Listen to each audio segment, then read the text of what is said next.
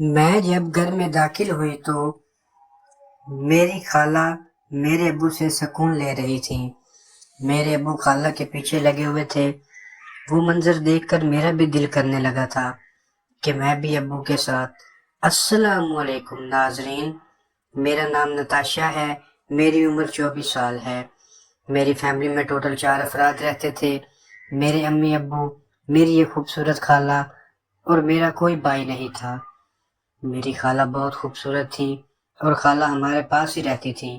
میری خالہ کا نام کرن ہے۔ میری خالہ کرن بہت خوبصورت تھی اور میری امی اور خالہ 2 بہنیں تھیں۔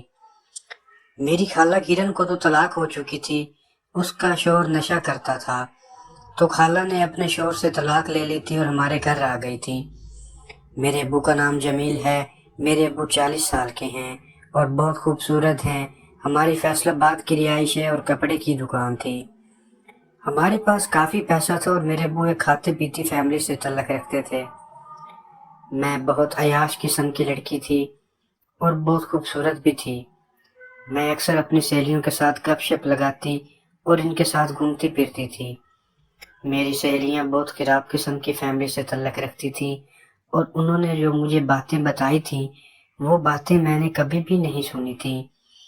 میری سہیلیاں کہتی تھی کہ ہم گھر میں اپنے بھائیوں کے ساتھ اور اگر کسی کا دال لگ جائے تو اپنے ابو کے ساتھ بھی یہ کام کرتی ہیں۔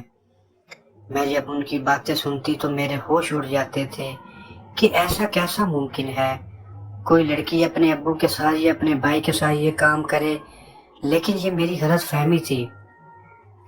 آج کل کے وقت میں بالکل ایسا چل رہا تھا، لیکن مجھے نہیں پتا تھا کہ حالات کہاں تک پہنچ چکے ہیں۔ میں ایک معصوم سی لڑکی تھی اور مجھے اتنا نہیں پتا تھا کہ لیکن جب میں نے کالج جانے لگی اور اپنی سہیلیوں سے ملتی تھی تو میری سہیلیوں نے جو جو باتیں بتائی تھی وہ باتیں دیکھ کر مجھے بھی یہ احساس ہونے لگا تھا کہ واقعی میری سہیلیاں ٹھیک کہتی ہیں۔ آج کل دنیا بہت خراب ہو چکی ہے۔ مجھے فیشن کرنا بہت پسند تھا۔ میں تنگ سے کپڑے پہنتی تھی اور تنگ سے کپڑے پہن کر گھر میں بڑی موج کے ساتھ رہتی تھی۔ میں ماں باپ کی اکلوتی بیٹی تھی، میرا کوئی بھائی نہیں تھا، تو ابو مجھے بیٹوں کی طرح ہی سمجھتے تھے، اس لیے گھر میں پینٹ شرٹ بھی پہن لیتی تھی۔ جب میں پینٹ شرٹ پہنتی تھی تو اس میں میرے جسم کے خد و خال نمایاں نظر آتے تھے، تو میں اس کو آئینے میں دیکھتی تو کافی خوبصورت لگتی تھی۔ مجھے کچھ اندازہ ہونے لگا تھا کہ میرے ابو جمیل اب میری طرف بھی ایسے دیکھتے ہیں اور وہ مجھے کافی غور کر دیکھتے ہیں۔ میں نے افسوس کیا تھا کہ ابو سے پوچھوں گی کہ ابو آپ کیا چاہتے ہیں، لیکن مجھے کوئی ایسا موقع ہی نہیں مل رہا تھا۔ میری خالہ کرن گھر میں ہی رہتی تھی اور گھر کے سارے معاملات دیکھتی تھی۔ کھانا وغیرہ خالہ بناتی تھی، باقی گھر کے کام کاج کے لیے امی نے نوکر رکھا ہوا تھا۔ میری امی بھی کافی نخرے والی تھی۔ امی کی عمر 40 سال تو ہو چکی تھی، لیکن ابھی امی جوان ہی نظر آتی تھی۔ لیکن میری خالہ کرن امی سے زیادہ جوان تھی اور خوبصورت بھی تھی۔ خالہ تو ابھی فقط 25 سال کی ہی تھی۔ میں خالہ کرن کے پاس بیٹھتی تو مجھے کافی باتیں سناتی تھی اور کافی باتیں بتاتی تھی۔ میں خالہ کی باتیں سن کر کافی حیران ہوتا تھا۔ میں خالہ سے اس کی خوبصورتی کا راز پوچھتا تھا اور یہ بھی پوچھتی تھی کہ آپ کے شوہر آپ کو کتنا محبت کرتے ہیں اور کس طرح کی محبت کرتے تھے۔ خالہ اکثر مجھے بتاتے بتاتے شرما جاتی تھی اور کہتی تھی تم مجھ سے ایسی باتیں نہ پوچھا کرو، لیکن میں خالہ کو مجبور کر دیتی تھی۔ اور اب میں سوچ رہی تھی کہ ہمارے گھر میں رہتے ہوئے خالہ کرن کی خواہش کو کون پورا کر رہا ہے، کیونکہ خالہ تو اپنے شوہر سے بہت محبت کرتی تھی اور طلاق کے بعد اب خالہ کیسے ہمارے گھر میں رہ رہی ہے، کیونکہ خالہ کرن گھر سے باہر نہیں جاتی تھی اور کسی کو بھی نہیں ملتی تھی۔ تو مجھے تجسس ہوا تھا کہ خالہ کی خواہش کون پورا کرتا ہے، خالہ سے کون محبت کر رہا ہے۔